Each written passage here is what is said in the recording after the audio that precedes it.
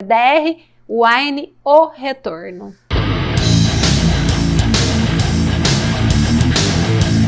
Aí, pessoal chegando, boa noite. Boa noite lá, ó, chegou atrasado. Fala, turminha! Joelho chegando aqui na live. Boa noite, boa noite. Você vira nos 30, quem sabe faz ao vivo. Ó, pouquinho atrasadito. Aí, eu estava aqui já, à espera de vocês, como sempre. Tá bom. A falsidade, ela não... Ai, já começamos a brigar, nem começou ainda. Abra o seu vinhozinho, porque a gente não vai perder tempo. Hoje vai ser DR Wine. Tintim. Saúde, ó, meus amores. Se não for pra divertir, a gente nem vem. Nem vem. Quem não sabe essa história da DR, eu vou contar agorinha mesmo, tá? Cecília, bem-vinda. Doutora Ana Paula Dantas, bem-vinda. Doutora Sinara, eu fico às vezes igual locutor de futebol aqui. É assim que faz, Flávia. Você tem que dar boas-vindas. Doutora Ana Paula Dantas. Bem-vindos. É uma alegria, um prazer para nós. Como a Elia acabou de dizer, é uma diversão tá aqui. Só que vocês vão fazer uma coisa. Senão a gente não volta mais também, né? É brincadeira. Naquele aviãozinho que tem aí, compartilha com seu amigo. Vamos disseminar esse negócio, porque isso aqui só tem gente boa. Estamos novamente aqui na sala de casa, porque a gente não pode sair de casa depois das 7 horas da noite. Às 8. No, God! Então a gente tá fazendo ele fica a tanto nossa em DR. casa que ele não sabe a hora. Deixa eu contar uma coisa pra vocês. Vocês sabem por que isso aqui chama DR? Tem muita gente nova que tá chegando aqui e nem sabe o que é isso. DR é a sigla de Discutindo a Relação. Então eu vou contar uma história pra vocês, porque foi o seguinte, a Flávia, uma época, a gente sempre fazia discussões de casos clínicos, né, Flávia? Sim. E aí, teve uma época, a gente discordou de um caso clínico. E aí ela começou a brigar comigo, pernilongo. Aí ela começou a brigar comigo durante a live. Aí eu falei para ela assim, peraí, nós vamos discutir a relação agora na frente de todo mundo? E aí ficou esse codinome, esse nome, Discutindo a Relação. Estejam aqui com a gente toda terça-feira, às 19h30. A Flávia, inclusive, prometeu que não vai nunca mais chegar atrasada. Eu nunca cheguei. Chega sempre. Quem tava era você. Toda terça-feira, 19h30, estaremos aqui de novo com a nossa DR, planejando casos clínicos. De vez em quando a gente vai planejar casos clínicos da nossa audiência, das pessoas que nos seguem nas redes sociais. Eu aviso antes pelo Stories. E aí o colega coloca o caso clínico no direct e eu planejo. E a gente planeja. Isso. Hoje a gente vai planejar casos clínicos dos alunos. Então vamos começar, Flávia? Todo mundo compartilhou ali? Senão a gente não começa. Vamos esperar? Aí outra coisa. Brincadeira, mas compartilha aí, ó. Aviãozinho. Compartilha e escreve pra gente. Compartilhei. Não mente não, hein? Vamos ver. Borbolhas de corações. Borbolhas de coração faz tempo, hein? Ó, vamos molhar o bico. Gente, isso não faz mal, saúde, tá? que muita gente chegou agora. Hoje é DR Wine, nós estamos tomando um australiano hoje. Nossa, que chique, é mesmo? Aham. Não então é caro, mas é só australiano. É vinho de canguru, então. Tomar uma tacinha de vinho não faz mal, tá? Não é apologia ao álcool, é apologia à uva, tá bom? Né, Flávia? Toma um suquinho de uva aí, quem não gostar. Começando agora, inclusive vocês vão ler aqui, talvez dê para ler, não sei. Mas a gente vai falar qual é o problema desse caso clínico, tá bom? Uma coisa, pessoal, muito importante, a gente não olha os casos antes. A Flávia, por exemplo, ela não tá nem sabendo o que vai acontecer aqui hoje. Nada mesmo, de verdade. Só montei os casos. Por que a gente não olha antes? Porque senão não tem graça. A gente precisa pensar junto. Tem hora que a gente vai falar um monte de besteira e tem hora que a gente vai voltar atrás. Por quê? Planejamento de caso clínico é exatamente assim. Planejamento de caso clínico, você sabe como é que é? É igualzinho você guardar as malas da sua viagem dentro do porta-mala do carro. Aí você pega a mala grande, pega a mala pequena, aí sobra uma grande, você fala, puxa vida, peraí, deixa eu colocar as duas grandes primeiro. Aí você coloca as duas grandes, faltou espaço para a pequena. Não, vamos colocar a pequena primeiro. Planejamento é mais ou menos assim. Antes você errar e voltar atrás enquanto está no papel, do que errar e voltar atrás depois que o aparelho já está montado, depois que você já está fazendo o tratamento. Isso concorda? Mesmo, concordo. E também porque às vezes um caso ele tem 2, 3 formas de se conduzir. Então, às vezes eu enxergo uma forma, o Hélio enxerga outra, um outro professor possa enxergar de outra forma. E ninguém está errado, né? Tá Na bom. verdade. Depois eu traduzo o que ela queria dizer. Segue um caso de uma doente, vocês estão lendo ali doente, na verdade, gente, é porque essa aluna é de Portugal, então o paciente lá tem o nome de doente. E que é verdadeiramente doente, porque maloclusão é uma doença. Perfeito. Esse paciente dela é classe 1. Quer ler, Flávia? É classe 1, padrão de crescimento meso, tem ausência de alguns dentes. Mas vamos lá, a queixa principal aqui, o questionamento da aluna, Flávia, foi o seguinte. A linha média superior está desviada, tá vendo aqui, ó? A linha média superior em relação à face está bem. Está bem. Mas a linha média inferior está desviada para a esquerda. Perfeito. E isso é uma informação que a gente precisa ter.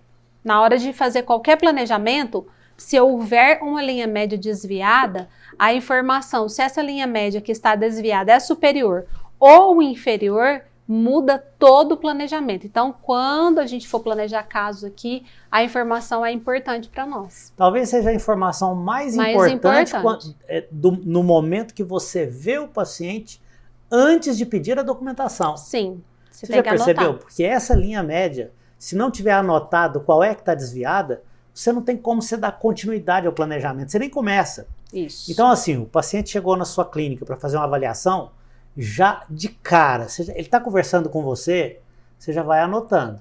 Quer uma dica massa? Eu não sei se vocês que estão aqui com a gente já perceberam, mas a gente nunca está aqui só para ensinar a desentortar dentinhos. Isso nunca vai acontecer. Tem que sempre ter alguma coisa, uma segunda camada que você não está enxergando, mas a gente vai inserindo dentro da sua cabecinha. Então isso aqui é importante que eu vou dizer agora. Quando o cliente chega e senta ali na sua frente, e ele começa a falar para você qual que é a queixa principal e tudo, você tem que anotar.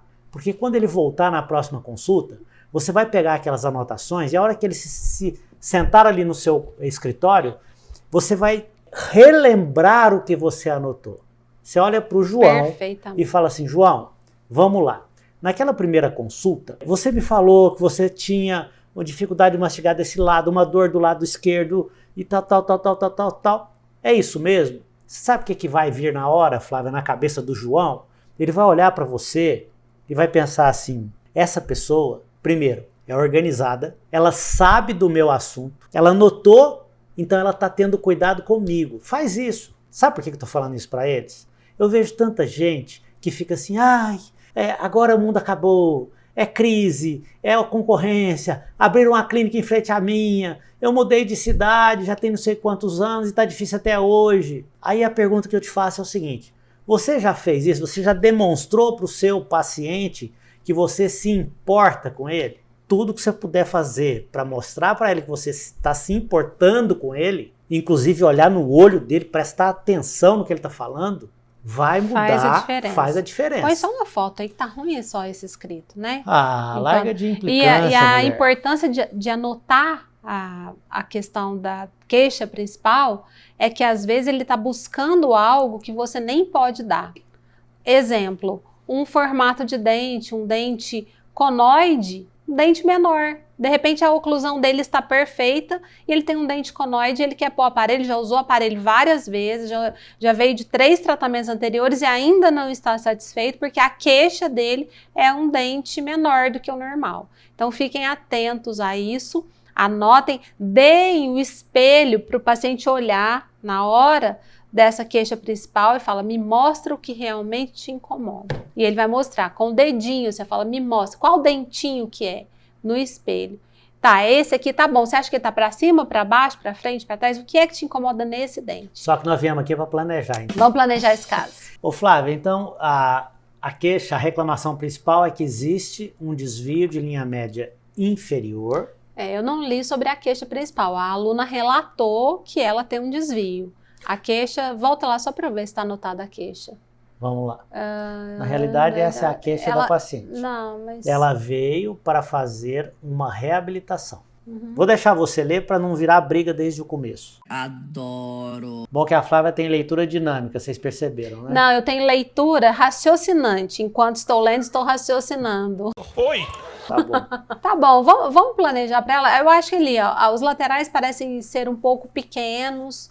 Ela falou de ausências, né? Mas não falou da queixa da paciente. Então vamos cuidar do que a gente está vendo. Então, vamos fazer isso. Vamos pensar que essa queixa é estética. O que você quer ver primeiro? Você quer Preparo. Esse tá ótimo, acho que aí é legal da gente ver classe de molar, né? Tá bom. Então vamos ver a Classe de relação? canino, relação Vamos ver se esse desses negócio aqui tá dentes, funcionando. Vai. linha média. Ó. Ela falou que a linha média inferior tá desviada para a esquerda, não foi? Foi. Falou que a linha média inferior está desviada para a esquerda e de fato está, por quê? Vamos lá, gente, ó. Esse dente aqui, ó, é um canino, tá bom? É mesmo, é? Então nós temos uma relação de classe 2 aqui do lado esquerdo. Completa, né? Quando existe a desconfiança de que nós temos uma linha média inferior desviada, quando eu chamo de desconfiança é quando você não tem certeza. Observe se tem alguma ausência de dentes. Por quê? Porque normalmente aquela linha média ela desvia para o lado onde existe a ausência dentária. Então vejam só, esse lado esquerdo tem a ausência de dentes aqui, o canino foi para a classe 2.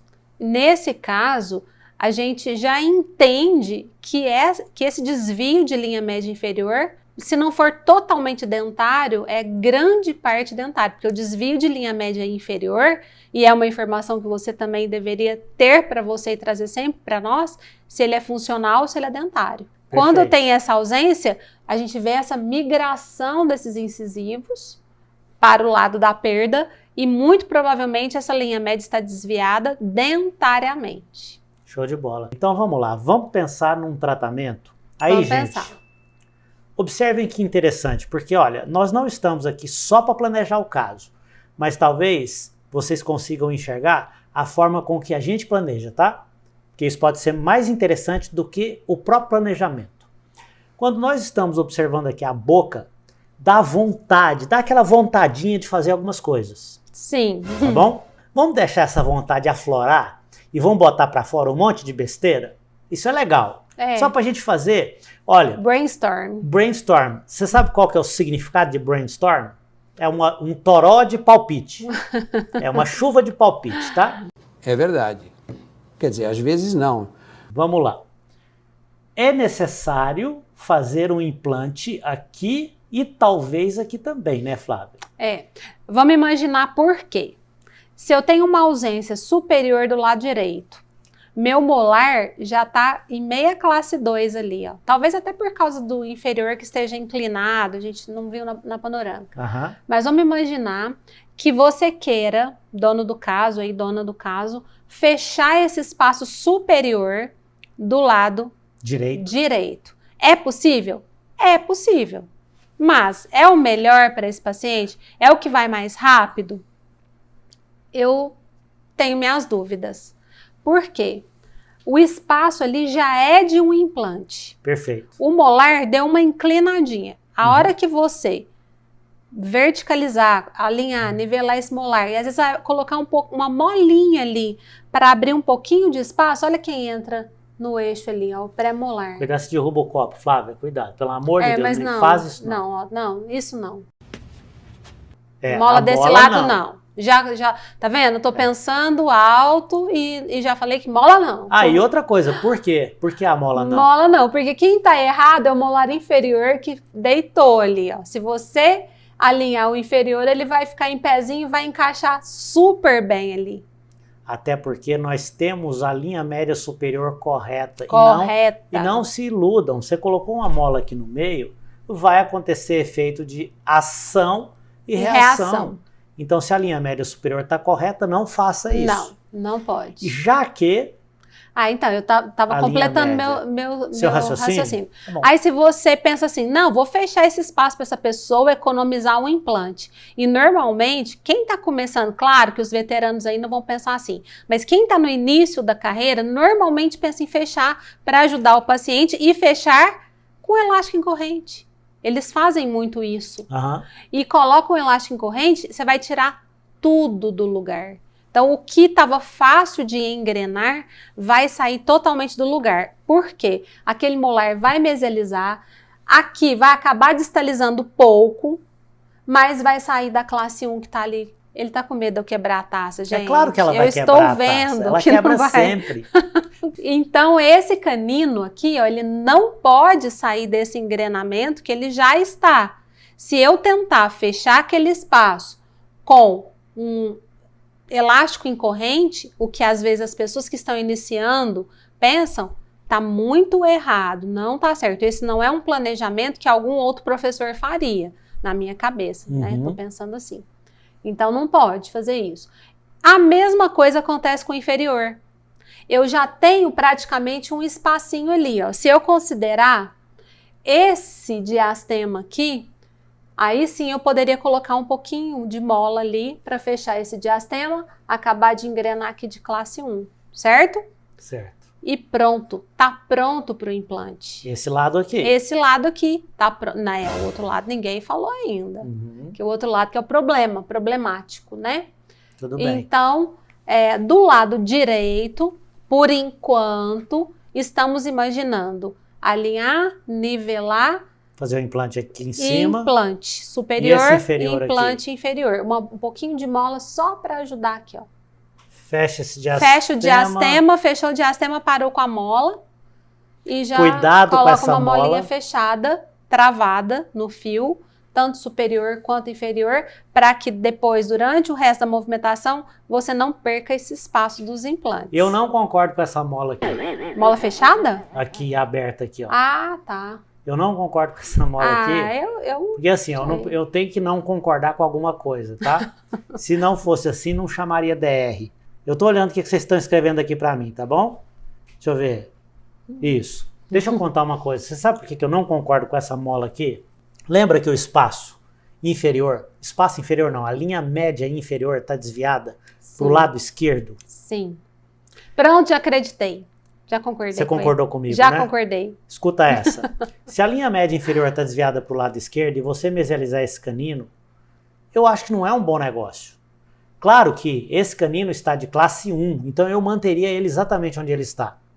E o que eu faria aqui para engrenar esse pré-molar? Porque vocês têm que entender o seguinte, cada pontinha de dente que nós chamamos de cúspide, eu ia falar assim de uma maneira bem profissional de cúspide, pode chamar de pontinha, tá? Porque eu vou chamar a meia oclusal, eu vou chamar de casinha, tá bom? Então vamos lá, ó. A pontinha da cúspide desse pré-molar tem que encaixar nessa casinha. Significa que esse pré-molar ele tem que ser distalizado e não esse canino mesializado. Pronto, é isso. Tá Concordei. Vendo? Difícil, hein, eu concordar. É difícil. Só que como é que eu vou fazer para distalizar esse pré-molar aqui, turminha? Em primeiro lugar, esse molar, ele realmente está inclinado. Vamos ver se está inclinado mesmo, a gente não Flávia? viu panorâmico, nós estamos conversando sem ver panorâmica. Olha o que nós temos aqui. Nós temos os molares que estão levemente inclinados e aqui você consegue observar que existe uma distância grande entre a raiz do molar e o primeiro pré-molar. Por que eu estou chamando esse dente de primeiro pré-molar? Porque eu acredito que ele é o primeiro pré-molar. Por quê? Porque essa raiz está mais próxima do canino do que do molar. Então vamos lá. Se eu tiver, vou voltar aqui, mas gente, isso também não importa, viu, gente? Claro que importa, eu vou explicar porque molar. faz sim. Faz diferença sim, que eu vou explicar por que faz diferença. Eu acho que é o segundo pré. Eu vou explicar por que faz diferença. Tô brincando. Vamos lá. Mas é sério, a gente tem que discutir isso. Eu só quero acrescentar antes de terminar. Perdeu um primeiro molar inferior do lado direito aí. Perdeu? Perdeu, certeza absoluta. Tá bom. E aí o que tá ali é segundo molar e terceiro molar, só pra constar. Tá, tudo bem. Você tem certeza? A quase absoluta, olha panorama. Ó, só espremer, ela fala quase absoluta. Quase, eu não sou o Tá paciente. Bom. Mas o que eu quero pensar, raciocinar aqui, Flávia, é no seguinte. O que é mais fácil? Eu colocar uma mola aqui e fazer um movimento de pêndulo nesse pré que já está com a raiz próxima do canino, ou verticalizar esse molar, trazer esse pré-molar aqui para distal e trazer a raiz dele para distal também. Olha a distância. Mas para que você vai trazer para distal? Você está de classe 1? Não, meu amor, calma. Ai, deixa meu eu te Deus, mostrar. Estou ansiosa. Eu estou sentindo uma treta! Não, o que você está falando que está de classe 1? Vem cá. O canino, porque se você distalizar o pré, ou você quer pôr é um implante. Esquece, bobagem. Tira o vinho dela. Então, turma, o que eu acho, já começa a o brigar. que eu acredito que eu faria, tá? Eu pegaria esse molar, eu faria eu colocaria uma mola entre esse molar e o pré. Para quê? Porque essa mola vai desinclinar esse molar, vai mesializar o pré-molar.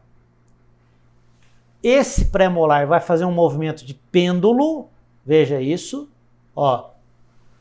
O pré-molar, que é esse dente aqui, vai fazer, cadê meu negócio? Vai fazer aqui, ó, esse prézinho aqui, Flávia. Ele vai fazer um movimento de pêndulo com a coroa dele vai encostar no canino, a raiz já está com paralelismo legal. Gente, perfeito. Tá bom?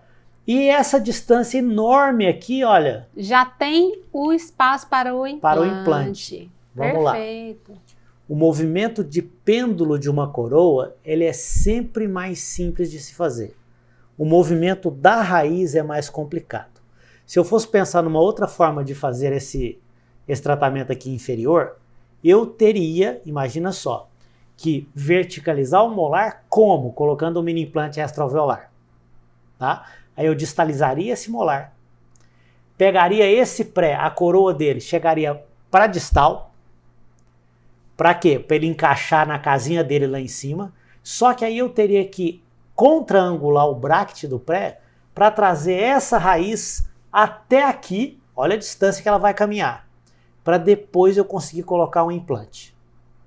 Então, se você colocar na balança, não ter que instalar o mini implante extraalveolar, fazer só esse movimento de pêndulo, na minha humilde opinião. E aí vem já na sequência a pergunta, mas por que é que eu não posso mesializar todo mundo com um mini implante aqui?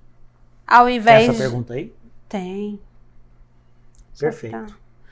E por que eu não posso mesializar isso com um mini implante? Certo. Ao invés de colocar um implante. Eu não sei você.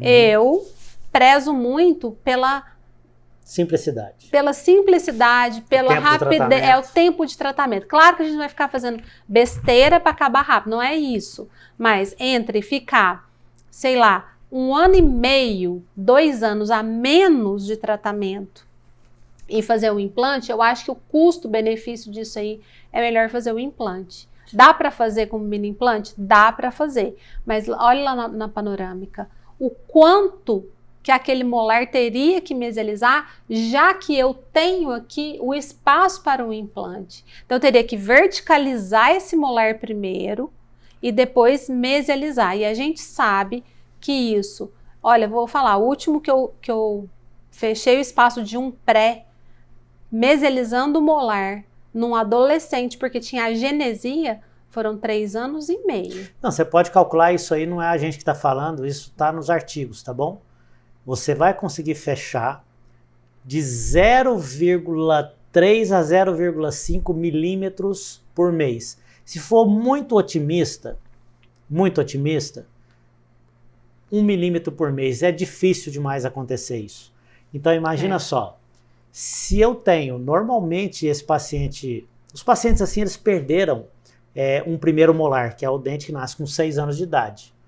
Então, pacientes de 30, 35, 40 anos, eles têm a ausência do primeiro molar. Se você for fechar 10 milímetros no mínimo de um primeiro molar, que normalmente tem 10 a 12 milímetros, só o espaço do fechamento, sem verticalizar, sem nada que a Flávia falou, você gastaria, se você pensar em 0,5 milímetro por mês, você gastaria 24 meses só para fechar 12 milímetros. Pensando que até você alinhar, nivelar, chegar no fio retangular, não fazer vale o mini implante, então já foi 3 anos e meio. Eu tive que sair e entrar de novo, eu perdi as últimas perguntas aqui, porque meu telefone tá com esse negócio. Outro detalhe importante, tio Hélio, tia Flávia, o superior eu posso mesializar também e encostar? Porque no superior é mais fácil, né? A maxila tem um osso esponjoso, é mais fácil de fechar, só que aí você ficaria sem um antagonista para os dentes inferiores, o inferior fica sem antagonista. Então, não vale a pena. Quer brincar de fechar espaço? Se os dentes estiverem todos engrenados e não for ficar sem antagonista, você pode brincar de fechar espaço. Quantos milímetros? 3 milímetros. Não inventa moda mais do que isso não. porque a gente já quebrou muita cara com isso, tá bom? Então, pronto. Então, pronto nada, esse lado, né? Esse lado, o outro lado tá pior. Deixa eu ver a panorâmica inteira, que eu não vi do outro lado. Meu sonho, você pensa assim, o que você sonhou quando você viu a boca, essa foto de boca da paciente agora, que eu acabei, foi a primeira vez que eu vi essa paciente. Meu sonho era ela ter um dente aqui, ó. Tá. Pra eu poder colocar uma mola aberta e corrigir aquilo ali. Mas eu até coloquei um caso clínico nosso para mostrar como que a pessoa pode corrigir isso. Gente, ele é demais, né? Tá bom? Ele é demais. Ó, deixa eu mostrar uma coisa aqui para vocês. E aí, galerinha, tá tudo bem com vocês aí? Tá, eu perdi as perguntas, agora tem uma aqui, ó, da Jéssica. Tem problema de distalizar com fio redondo? Distalizar? Distalizar. Distalizar seria... será que é nesse caso? Será que você está falando, a Jéssica, de colocar a mola aqui, Jéssica, no fio redondo, 18 de aço? Eu não vejo problema, não. Eu adoro mola em fio redondo de aço. 18 de aço 18 de aço é ótimo. 18, no máximo 20. Não a distalização propriamente dita, porque aí teria que ver o caso, ver cada fio. A gente precisa determinar de acordo com o que eu estou vendo ali naquele paciente, né? Mas se for a mola, sem problema. Turma, vamos lá. Agora o lado esquerdo. Então o planejamento do lado direito tá tranquilo, tá tudo normal. O lado esquerdo, o superior, nós não vamos fazer praticamente nada. Tem uma pequena extrusão ali do dente 26. Essa pequena extrusão, só com alinhamento e nivelamento vai ser corrigida, porque nós temos ali no máximo 2 milímetros de extrusão. Se fosse 3, 4 milímetros, nós teríamos que fazer mini implantes para intruir, tá? Por quê? Calma aí, só um minutinho. Por que a gente tem que fazer mini implante se você tiver 3, 4 milímetros? Porque se você simplesmente passar o fio, vai acontecer a extrusão de todos os outros dentes, não intrui aquele molar, e aí você tomba o plano oclusal. Então tome cuidado com isso. Se caso você já tem um plano oclusal tombado do outro lado, aí tudo bem, aí é diferente, porque aí você pode passar o fio e tombar o plano oclusal desse lado esquerdo. O que você ia dizer, Flávia? A Raquel está perguntando se não seria melhor extrair o 48 para verticalizar melhor o 47. Não, mas é porque o 48 já está no lugar do 47. Então eu comentei que a pessoa perdeu... né, o 46 quando criança e tal, que é um 48, mas que nós vamos utilizá-lo como segundo molar, né? Perfeito. Então, para quem chegou agora, do lado direito dessa paciente, nós vamos somente alinhar, nivelar, organizar esses espaços para implantes, pois esse canino já está de classe 1, o molar, quando verticalizar, vai ficar de classe 1 ali, então nós não vamos meter a mão em cumbuca e falar para vocês fazerem milagres aí, porque nós e muito importante que gostamos de um tratamento mais simples. Muito importante, se tirarmos esse dente inferior, o superior fica sem antagonista. Aí a gente perde o superior também. Aí seríamos obrigados a mesializar esse dente superior, que é o que a gente não quer, porque vai tornar o tratamento longo. Isso. A Jéssica falou assim, qualquer caso de distalização, posso usar fio redondo? Acho que era isso. Qualquer caso de distalização. Aí a gente pensa em distalização com mini implante, distalização com um distalizador. Eu não sei se a gente poderia... De repente, acho que aquele tudo sempre e o nada na ortodontia é complexo. Mas um fio redondo, rígido, 18, 20 de aço, é sempre bem-vindo quando você quer deslize, quando você quer... se você está trabalhando fechar espaço ou abrir um espaço com a distalização. Se você está trabalhando com deslize e quer distalizar molares, por exemplo, esse fio 18 de aço redondo é muito bom. Lembrando sempre que a gente precisa pensar nas consequências daquilo, né? Então, o fio retangular, ele nos ajuda muito a evitar alguns efeitos colaterais. Vamos lá? Deixa eu mostrar para vocês uma coisa aqui, gente. Vocês viram que a Flávia falou que ela gostaria muito que esse paciente tivesse um dente aqui atrás para colocar alguma coisa, uma mola, para mesializar esses... porque quanto mais simples para mim, quanto mais rápido para o paciente, melhor. Então, meu sonho era ter um dente ali para eu, mesmo que tivesse perdido, sabe? Claro. para mesializar esse primeiro pré, mesializar esse canino para colocar ele de classe 1. Só que infelizmente nós não temos. Podemos colocar um mini implante para fazer isso? É uma opção, tá legal? Como é que seria esse mini implante? Normalmente esse rebordo, ele é muito delgado, ele é muito fino. Nós teríamos que encontrar uma região um pouco mais espessa, que seria lá, às vezes até no buccal shelf, que inclusive ele está ali, porque na realidade o buccal shelf é a nossa linha oblíqua externa da mandíbula. Então daria para colocar um mini implante extra-alveolar lá atrás. Ah, mas eu não consigo, mesmo com esse mini implante, inserir um fio no mini implante para colocar uma mola entre o mini implante do buccal shelf até esses dentes anteriores para mesializar todo mundo. Não tem problema algum, você pode colocar uma bolota de resina em cima do seu mini implante, simulando até um formato ali de um dente qualquer, e colar o tubo nessa bolota de resina. Como esse mini implante ficaria para vestibular, provavelmente eu faria essa bolota de resina em cima do meu mini implante e colaria o tubo na lingual da bolota. Porque colando o tubo na lingual dessa bola de resina, eu estaria fazendo uma força no alinhamento do meu pé e do meu canino. Mas nós não fizemos isso não. Então, turminha, vamos lá. Eu coloquei um caso aqui, que é um caso nosso do consultório, só para vocês entenderem o que nós fizemos nesse caso aqui, tá? É lógico que o lado, vejam só, o lado que está de classe 2 ou meia classe 2 é o lado oposto, é diferente do caso da nossa aluna. E nesse caso aqui, por que esses dentes vieram para o lado direito? Por que desviou a linha média? Aconteceu porque o paciente perdeu um dente aqui do lado direito, o primeiro molar. E aí o que nós fizemos? O objetivo do tratamento era mesializar os dentes inferiores, igualzinho o caso da aluna, mesializar os dentes inferiores, só que aqui é do lado direito, o caso da aluna era do lado esquerdo. E essa paciente aqui, ó, tem os dentes posteriores, então tá mais fácil. Muito mais. Mas eu vou dar uma dica. Calma aí. Olha o que foi feito. Não sei se vocês perceberam, mas aqui nós temos os molares inclinados para mesial. Esses dentes posteriores aqui, eles estão com a inclinação mesial. Existe uma alça que a gente chama de cantilever para verticalização, que é feito no fio de TMA. É uma coisa muito simples, talvez o dispositivo mais simples de se fazer para verticalizar um molar.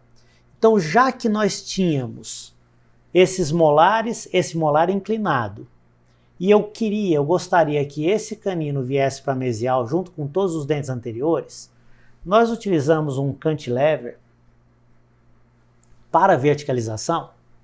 Veja só, nós fizemos esse cantilever ele fica ativado aqui para baixo, ó. Quando eu levanto esse cantilever e apoio ali no canino, o que o cantilever faz? Ele desinclina o molar. Só que o que nós fizemos? Nós construímos esse cantilever aqui com essa pontinha ativa um pouquinho mais para mesial. Porque a hora que eu ativei o cantilever e eu puxei ele para cima para encaixar ele no fio, ele ficou com essa pontinha dele encostadinha praticamente na aleta distal do meu incisivo lateral. Ou seja, esse ângulo aqui, ó, estava mais aberto. Então, quando ele fala, deixa eu traduzir o que ele diz. Quando a pontinha está ativada, é porque esse ângulo que você está vendo aqui, quase 90 graus, antes de amarrar no dente, essa ponta está aberta. Uhum. E aí, quando você encaixa ali, qual que é o efeito? Vestibularizar, mesializar esses dentes aqui, ó. Aí, ó. Gente, ele faz na hora, não tem jeito. Vocês viram ali? Deu pra ver? Deu pra ver de azulzinho aí? Vai ser bom. Foi exatamente desse jeito que ficou. E aí nós pegamos esse fiozinho aqui, ó, e eu puxei ele para trás e amarrei esse fiozinho no canino. Percebam que aqui eu tenho um corte no meu arco principal, que é bem. É a geometria do cantilever, tem gente aqui falando. Geometria Ei, do adoro, cantilever. gente! Aí vejam só, aqui o fio do canino está desconectado do resto do fio dos dentes posteriores. Está segmentado. Segmentado. Para quê? Para o efeito do cantilever, a gente serve como uma mola. Então, vamos lá. Quando alguém falar para você assim, olha, eu conheço um acelerador de movimento. O único acelerador de movimento que eu, sinceramente, acredito é num bom planejamento e em uma mecânica inteligente. O que eu chamo de mecânica inteligente? Inclusive, eu falo isso para meus pacientes, tá? Quando eu vou mostrar a documentação para o meu paciente, eu falo para ele assim, olha, eu posso fazer isso aqui de duas formas. Primeiro, eu verticalizo o seu molar. Depois, eu coloco uma mola aqui no meio para mesializar o seu canino. Eu vou gastar o dobro do tempo. Só que a gente já está mais experiente um pouquinho, então a gente faz as duas coisas ao mesmo tempo. E nesse momento, o próprio paciente ele pensa assim, caramba, se ele consegue fazer as duas coisas ao mesmo tempo, e ele quer me cobrar um pouco mais, vale a pena, porque eu vou ficar menos tempo de aparelho. É isso que é importante. Mesializamos o canino e aí vem o problema. Quando você mesializa o canino, como o paciente tinha perdido um dente aqui, abriu espaços. E é claro, a gente pode resumir o tratamento agora colocando um implante. Só que nessa época, você vê, a gente fez uma atitude aqui, uma mecânica inteligente. Só que nós não éramos tão inteligentes assim, porque deveria ter colocado o implante, a gente não colocou. A gente tinha dó do paciente, falava, ai meu Deus, Tadinho, vai fazer um coitado, implante. vai gastar. Hoje a gente sabe que ele gasta mais ficando 1 ano e meio de ortodontia a mais do que se tivesse feito um implante. A partir do momento que nós colocamos o canino em classe 1, aí nós tínhamos que manter aquele canino lá em classe 1 e trazer os outros dentes posteriores. O APM, ou propulsor mandibular, chame como você quiser, ele tem o poder de, além de fazer a mesialização desses dentes anteriores, ele tem o poder de ancorar os dentes anteriores, lá naquela posição onde nós colocamos. Tio Hélio, eu poderia ter feito o APM antes de qualquer coisa e não fazer aquele cantilever? Tudo bem, poderia, só que aí depois você ia ter que desinclinar o molar também. Porque você nunca mesializa um molar sem antes desinclinar ele. Você nunca mesializa um molar que está inclinado para mesial. Continuando. Alguém perguntou se pode ser feito com o aparelho autoligado, esse cantilever. Claro que sim. Tudo a mesma o coisa. aparelho autoligado, ele não te impede de fazer nenhuma mecânica. Inclusive, tá liberado. Inclusive, a gente costuma usar uma metáfora muito... que eu considero uma metáfora injusta com a ortodontia convencional. Que é assim... A partir do momento que você aprendeu a dirigir um Fusquinha, você dirige qualquer carro. Mas não que a ortodontia convencional... eu não estou chamando ela de Fusquinha para denegrir a imagem dela, não, tá? Porque o bom ortodontista, ele faz miséria com qualquer tipo de aparelho. Cantilever aí, tá preso no fio ou no próprio bracket e é feito no fio de TMA?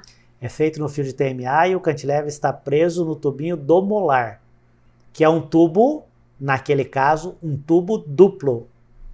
Tá bom? E aí, quem perguntou como que ia fechar o espaço dos prés, já viram aí que é a hora que colocou o APM, o elástico em corrente fecha o espaço. Colocamos ancorando o APM, ancorando o canino e mesializando todos os outros dentes. Provavelmente vem uma pergunta aí agora, Flávia. Mas esse APM, esse propulsor, não vai distalizar o molar? A partir do momento que eu estou com todos os dentes superiores unidos, e inclusive um fio bem rígido aqui, um retangular 19 por 25, travado na distal desses dentes superiores, não vai acontecer a distalização. Pode acontecer uma mínima distalização. Aí, ó, como... Gente, adorei essa pergunta, ó. Como mesializar após a verticalização do molar sem o risco de incliná-lo novamente? Gente, adoro isso. Nossa, cara, Muito olha, bom, muito bom. é que a Flávia fala isso porque assim, eu sou apaixonado em biomecânica, né? A biomecânica, ela vai mostrar para nós que se a gente passar um fio no centro um elástico no centro de resistência do molar, a gente consegue mesializar esse molar sem inclinar e dependendo do local onde você passa esse elástico, você consegue mesializar esse molar mesializando a raiz primeiro do que a coroa, pode acreditar. Agora, nesse caso específico, como colocou o APM, se você tivesse feito essa mecânica aí com elástico em corrente num fio redondo, é aí que a gente tem o medo do fio redondo. Viu, Jéssica, que a gente falou da distalização e tal. Na mesialização, um fio redondo, claro que ele iria inclinar esse molar novamente.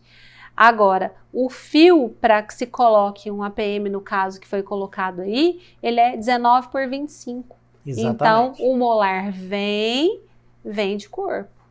Muito importante. Tem algumas dicas, uns macetes que a gente pode fazer. Eu vou até falar para vocês, porque eu acho que não adianta, já que surgiu esse assunto, a gente precisa falar. Vamos lá. O molarzinho verticalizou. Imagina que eu não estivesse trabalhando com uma banda, como você está vendo aqui. Eu poderia muito bem pegar o tubo do molar e dar uma inclinada nesse tubo do molar para poder gerar uma desinclinação excessiva, não, uma sobrecorreção dessa inclinação. Boa. Tá bom? Porque na hora que eu fosse trabalhar com meu elástico em corrente, com fio 19 por 25 e com meu propulsor servindo como ancoragem, esse molar ele até iria tentar desinclinar. Aliás, ele ia tentar inclinar, mas ele não consegue. Para ser bem honesto com vocês, eu não costumo fazer isso no meu consultório. Eu gosto muito mais de estender um power arm, que é um braço de força, no centro de resistência e tracionar, mesializar esse dente utilizando um elástico em corrente no centro de resistência. Que é muito simples. Às vezes a gente fala assim, mas eu tenho que fazer esse braço de força. Gente, é um pedaço de fio com uma virolinha que você gasta 3 segundos para fazer. E aí já vem a pergunta, posso mesializar com mini implante? Pode. Claro, e aí fica até melhor, porque aí vai a força vai ser aplicada no centro de resistência com esse power arm. Ficaria aí mais fácil ainda. E aí você pode me perguntar. Conversa boa. E nós planejamos. Faltando cafezinho com pão de queijo. Uhul. E você pode, olha que interessante. Papo bom, vai ser por bom. isso, gente, que a gente tem que ter um monte de carta na manga, tá bom? Imagina só que você não gosta de fazer propulsor mandibular, mas você tem a outra carta que é o mini implante, puxa vida, manda bala, poderia ter feito. Agora eu vou contar um segredo para eles. Sabe por que eu não fiz o mini implante aqui? Porque quando eu percebi que eu tinha usado aquele cantilever, o meu canino ainda não tinha chegado na posição ideal. A minha linha média ainda estava 1 milímetro desviada para o lado de cá. Aí eu usei o meu propulsor para quê? Para dar um tapinha naquele canino pramesial e ainda servir como ancoragem, tá bom? Qual o fio mais indicado para cantilever? 17 por 25 de TMA. Isso. Titânio, molibdênio, alói. Aqui nós estamos finalizando. Vocês estão percebendo que eu coloquei um Kobayashi ali no canino. Para quê? Para fazer o desmame com o elástico de classe 2. Terminei de mesializar os dentes com o meu propulsor mandibular, tá tudo bonitinho. Tirei o propulsor, manipulo em relação cêntrica, não voltou nada para trás.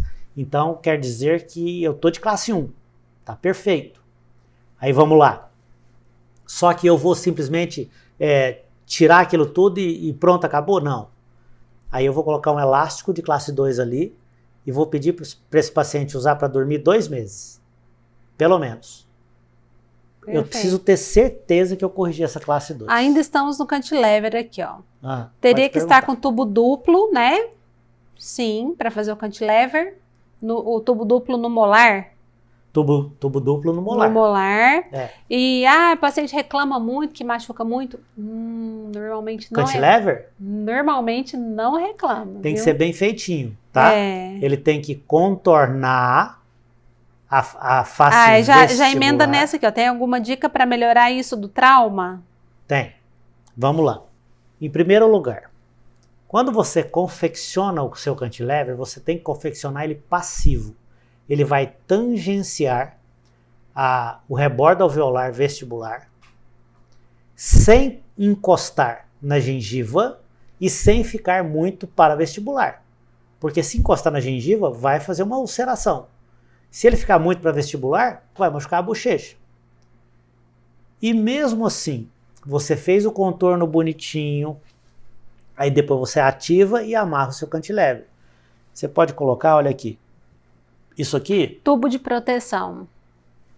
esse cantilever, vocês podem observar, ele não está nem muito para cervical, para oclusal, e ele também não está no fundo de vestíbulo. Deixa eu contar uma coisa para vocês aqui, e eu quero que vocês nunca mais esqueçam essa frase. Você sabe por que algumas técnicas mecânicas dão errado no nosso consultório? E eu estou me incluindo nisso porque eu já fiz isso. Vou contar uma história hilária para vocês aqui agora, tá? Escreve aí se vocês concordam comigo ou discordam. Quem nunca fez isso, atire a primeira pedra.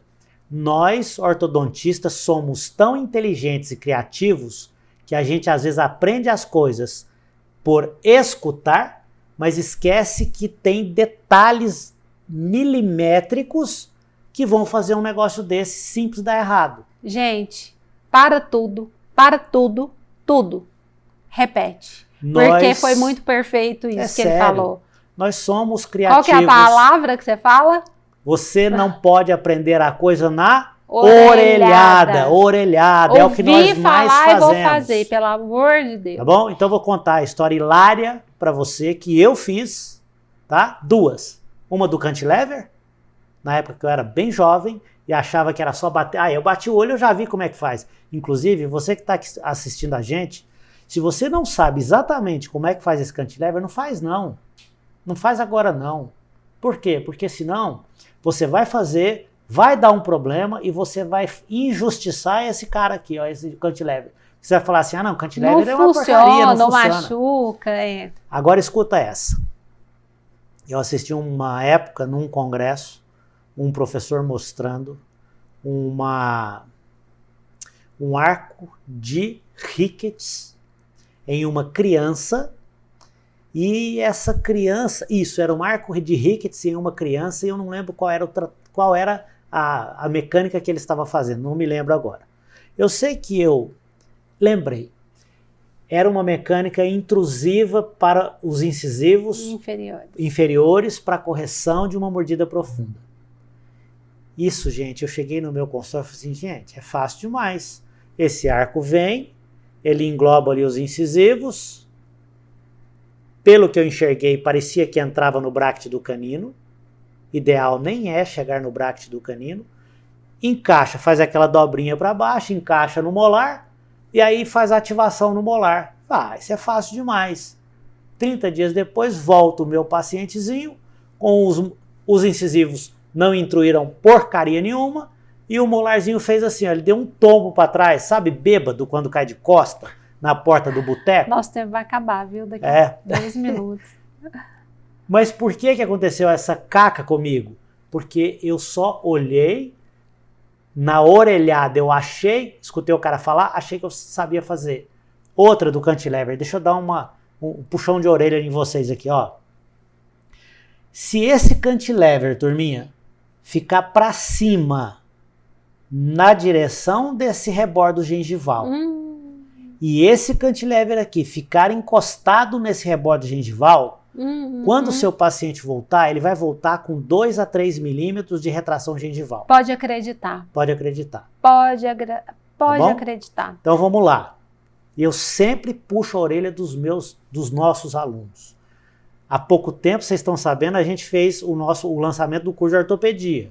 Aí o aluno fala assim, professor, eu gostaria muito que você avaliasse o aparelho que o meu protético fabricou para ver se está certinho. Falou, olha, enquanto você não tiver bom, não faça o aparelho com o protético que você precisa avaliar. Tem que ser um cara muito experiente para compensar a sua falta de experiência. Então é isso, gente. Ou faz direito ou não faz. Ah, mas eu economizo um pouquinho, senão eu vou ter que mandar um Sedex lá não sei para onde. Ó, olha aqui, tem acho que umas 2 ou 3 perguntas sobre isso. Meu Deus, liguei o O negócio. cantilever curto em TMA e longo no fio de aço? Tem gente perguntando se pode fazer no fio de aço também. Vamos lá, não tem nada a ver se ele é curto ou longo. O cantilever curto ou longo pode ser feito, aliás, deve ser feito no fio de TMA. Só que, se você, por exemplo, não tem o TMA lá no seu consultório, não vai comprar, você pode fazer com o de aço, desde que você faça um looping no seu fio de aço retangular 17 por 25 para torná-lo mais flexível. Talvez às vezes essa teoria que de repente te ensinaram que você pode fazer o curto com o TMA e o longo com o fio de aço, é porque quanto mais longo, mais flexível. Então assim, eu não gostaria que você decorasse essa receita de bolo. Eu gostaria que você pensasse o seguinte: para se fazer um cantilever, eu preciso ter flexibilidade no fio. A carga de flexão tem que ser baixa. Então eu preciso de um fio que ele seja assim, primo do níquel titânio. Primo. Seria muito bom se ele fosse o níquel titânio, só que o problema do níquel titânio é que eu não vou conseguir fazer as dobras que eu preciso fazer, que eu consigo fazer no TMA. Porque não tem formabilidade, é um fio super elástico. Exatamente. E aí o que acontece? Não quero que você decore a receita, eu quero que você pense assim: toda vez que eu tenho um fio rígido, mas eu quero torná-lo flexível, sabe o que eu faço? Eu aumento a quantidade de fio naquele espaço. Como que eu aumento num cantilever pequenininho a quantidade de fio naquele espaço pequenininho?